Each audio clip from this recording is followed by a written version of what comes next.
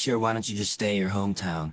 I don't want to see the face of a parasite who eats money and has no productivity anymore. Um, Sure, don't worry, you won't see me again. My name is Ayla. I'm a 41-year-old housewife. I reconnected with my husband Thomas at a college reunion, and we started dating, leading to 11 years of marriage.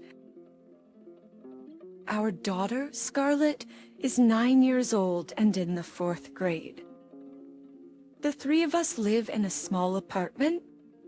Its life is going well, and I am now 4 months pregnant with my second child, a son.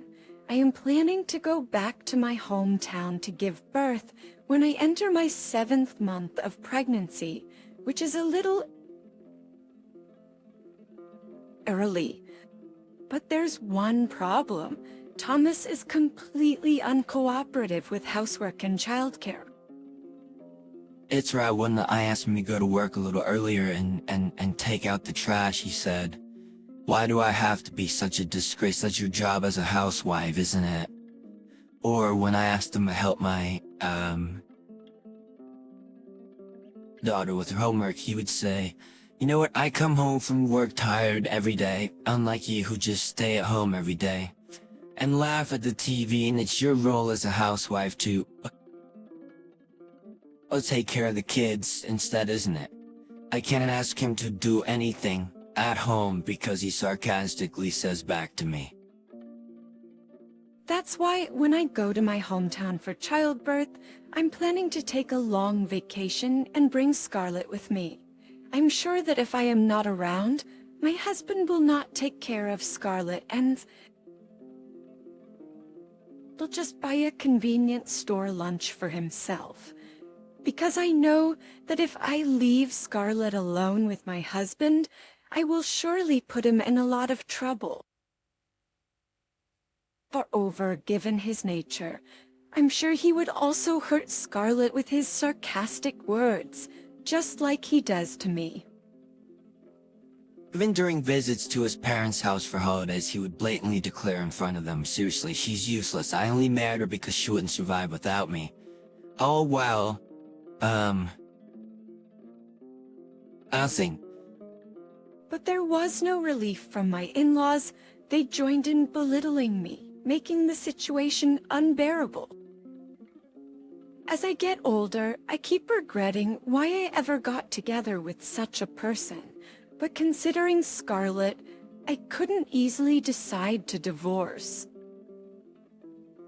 Say I grew up in a father-only household.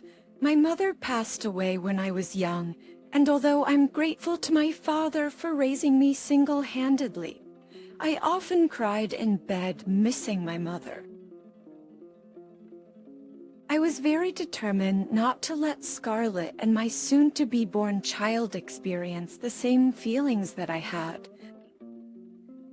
I realized this 9 years ago, the day my father passed away and my daughter was born. That day was the turning point. We moved to a new apartment, and I resolved to cherish this family, which had become my only family. Back then, Thomas was still kind, and I wanted to protect the smiles of him and our newborn Scarlett. But as I became busier with housework and childcare, Thomas started to ignore me and stop smiling at me as if he lost interest.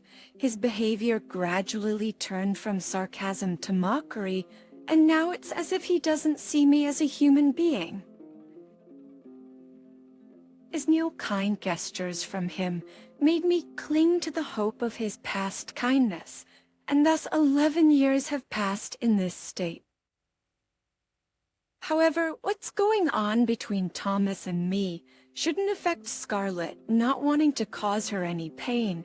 I endure and continue our life together. Lately, Thomas has been coming home late, and there are many things that make me feel uneasy. But I try to think that as long as he's not cheating, he still cares about our family. As to say, even if he doesn't love me anymore, as long as he loves Scarlet, that's enough for me. My husband, perhaps seeing through my heart, felt assured that no matter what I said or did, he would not initiate divorce, and he would say and do whatever he wanted.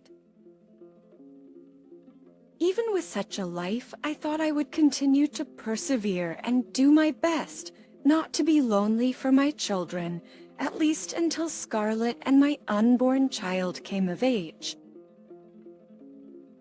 One day, I found a piece of paper with a line account written on it in Thomas's pants pocket while doing laundry. Then I had a vague suspicion of his infidelity, but I was shocked and couldn't move for a while when confronted with the reality. And home. Welcome home. Perhaps it was just a friend's or a colleague's from his work. I decided to look into it later and rushed back to my daughter. Today is Scarlet's birthday, and we'd promised to make a birthday cake together. I switched my mood and started making the cake with Scarlet in the kitchen. Watching her trying her best with her small hands, I felt cheered up and found myself smiling. I decided to give her all the mother-daughter time I missed out on. That was the moment. Is that your way of getting back at me for the sarcastic comments I always make? You don't like it when I come home? Who do you think is feeding a parasite like you? You need to learn to mind your own business before you open your mouth. You don't like it when I come home. Who do you think is feeding a parasite like you? You need to learn to mind your own business before you open your mouth. Welcome home. You're early today, aren't you? No, not at all. It's just unusual, that's all. Thomas, you don't need to say that to Scarlet. Failure? Are you serious? Just saying, what does it matter if I'm early? Got a problem with that? Sounds like Thomas had returned from work throwing his bag in the entrance, so, Huh, did Dad come home? Shut up. It's your lousy parenting that's resulted in such a failure. As I was being confronted by Thomas, Scarlet appeared with whipped cream on her nose. I started to speak to Scarlet, but Thomas's yelling echoed through the house before I could. I timidly called out to him, sensing his foul mood. of course, you were raised in a single-parent home, so it's no surprise you can't fulfill your duties as a mother properly. Stop it. Scarlet, trembling and crying, stood protectively in front of me. Don't say horrible things to Mom. That's so not important. Who's earning the money to buy you the food you eat? Who is giving you the money to buy the clothes you wear? Who do you think is making it possible for you to go to school like everyone else? Answer. Me. Scarlet crouched down on the spot after being seriously yelled at by her grown-up father. Even then, as Thomas continued to yell at Scarlet, I quickly hugged her and shielded her with my body. The love for Thomas, that was long gone. All I felt was the need to protect my precious child. I glared at Thomas, my eyes filled with hatred. You can say whatever about me, and I don't care if you're cheating, but if you dare hurt her, I'll never forgive you. I was ready to fight back if he raised his hand. I wouldn't back down from protecting my daughter. But my determination seemed to intimidate my husband, as he hesitated, took a few steps back, and with an annoyed click of his tongue, retreated to the bedroom. I collapsed, my heart racing uncontrollably. Scarlet sobbed in my back.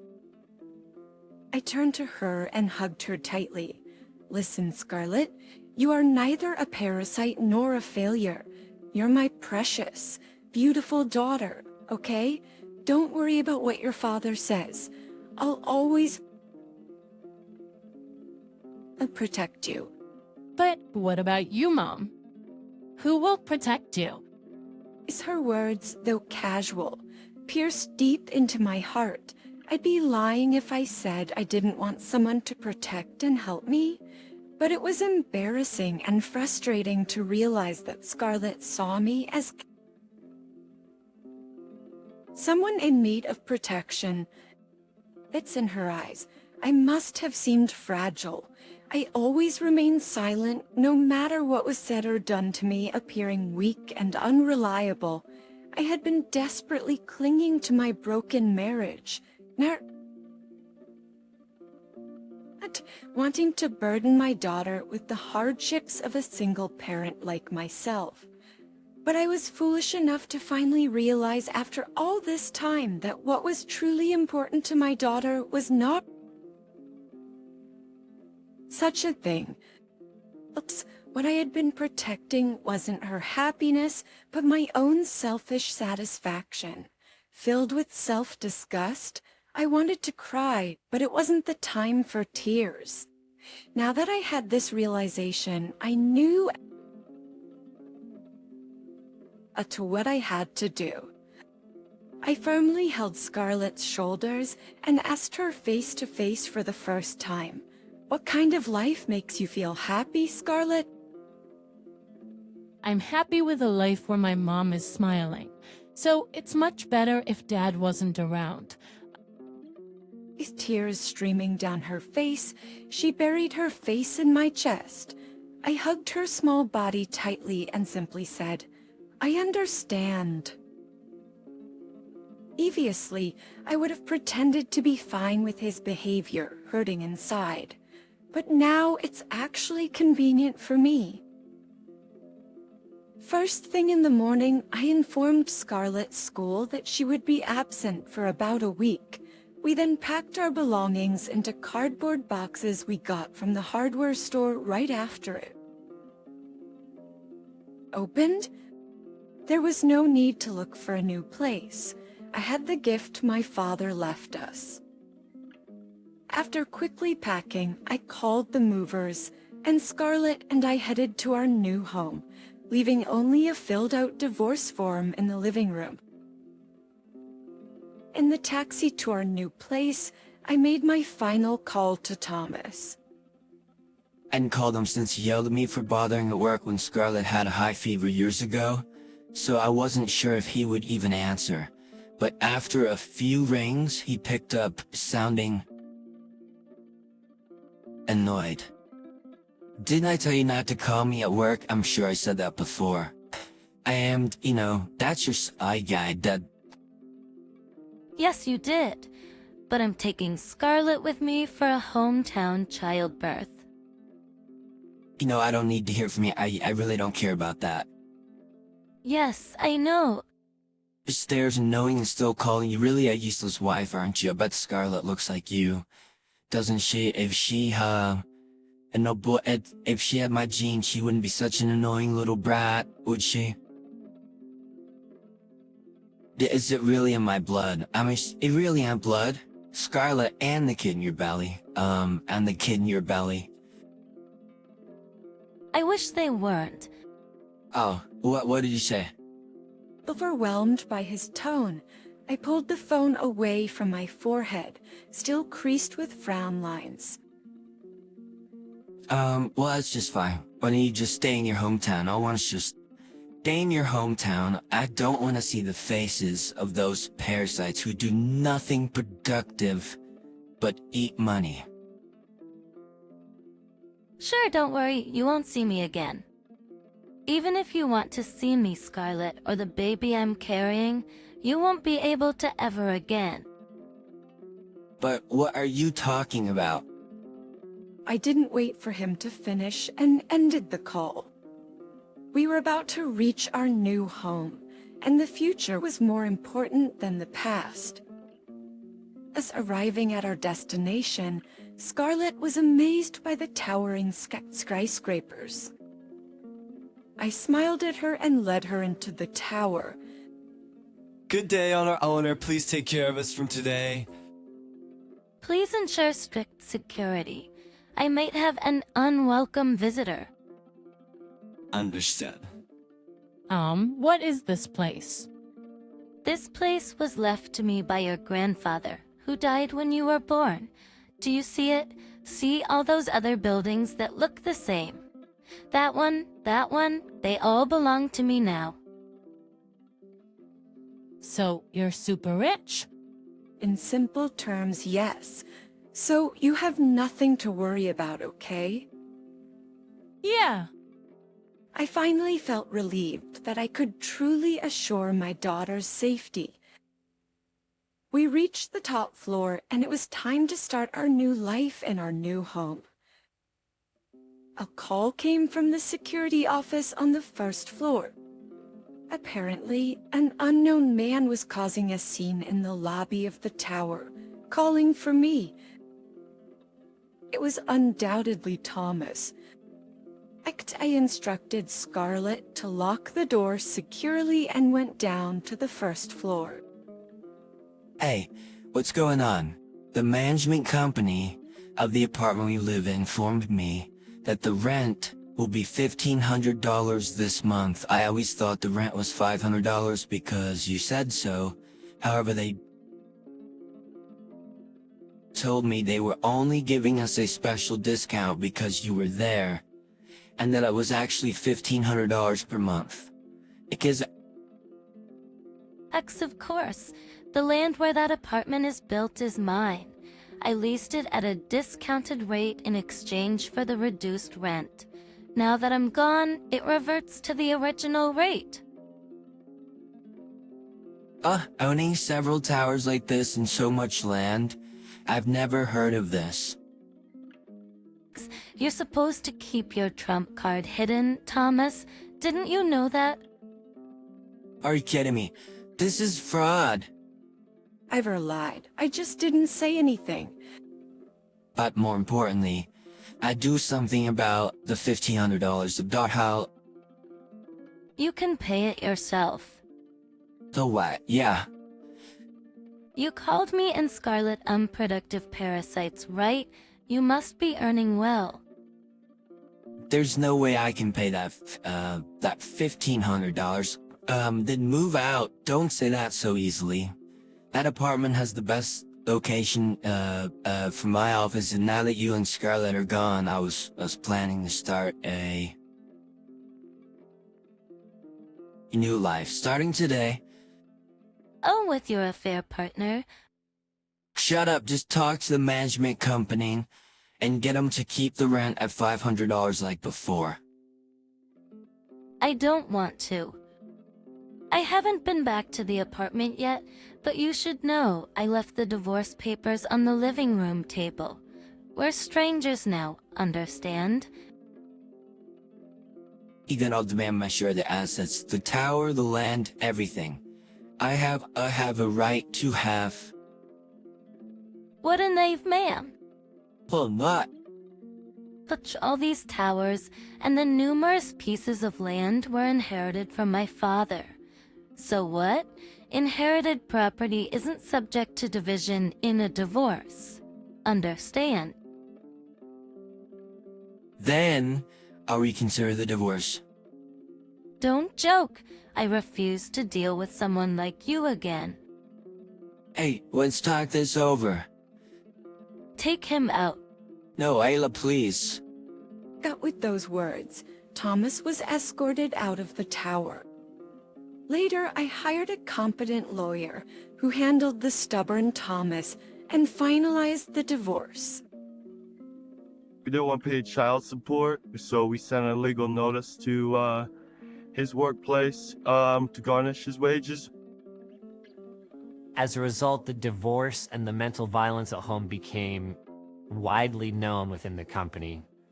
And my ex-husband was put before the board of directors, received a pay cut, and was demoted. I was demoted from the position of general manager to a plain employee in the general affairs section, which I had worked my way up to. I now live in a cramped, shared bathroom apartment, work desperately to make ends meet. Of course, I didn't stop there. I also demanded compensation from his mistress, which led to their bitter breakup. Meanwhile, Scarlett and I, free from the source of our troubles, are living more freely than ever. Watching Scarlett laugh and play all day, I only regret not taking this step sooner. This ordeal made me realize what's truly important. From now on, Scarlett, my unborn son, and I plan to live a happy and close-knit life together.